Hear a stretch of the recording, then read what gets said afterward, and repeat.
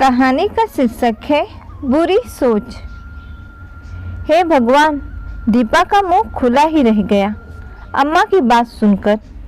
आज पूरे 5 दिन हो गए, लेकिन वो वाक्य दिमाग में ज्यों का त्यों गूंज रहा है। बैठे उठते सोते जागते बस एक ही बात भूल ही नहीं पा रही दीपा।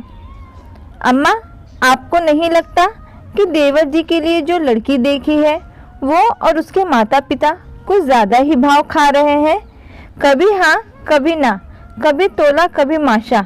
दीपा ने अपनी सास से अपना शक जताते हुए कहा, बहू, मुझे तो ऐसा कुछ नहीं लगता।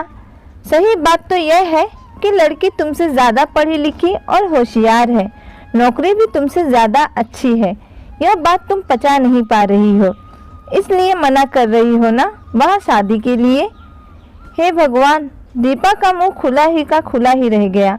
आंसू जब्त करना मुश्किल हो रहे थे, फिर भी हंसते हुए कहा, अरे अम्मा, मुझे इस शहर में 3 साल हो गए हैं। अगले साल मेरा ट्रांसफ़र होना तय है, आप ही को रहना है उसके साथ। कहते हुए दीपा वहाँ से हट गई।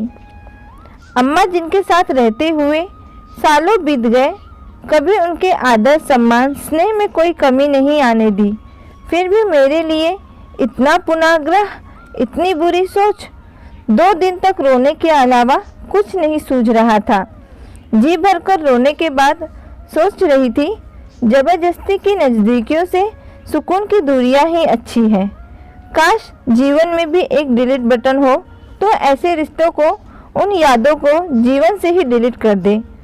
कुछ दिनों बाद देवर की शादी हो गई और मेरा तबादला दूसरे शहर। लेकिन आज भी जब अम्मा की बात याद आती है तो आंखों से आंसू बहने लगते हैं और लगता है जैसे किसी ने मेरे कानों में गरम लावा डाल दिया हो। आज की कहानी यही समाप्त होती है।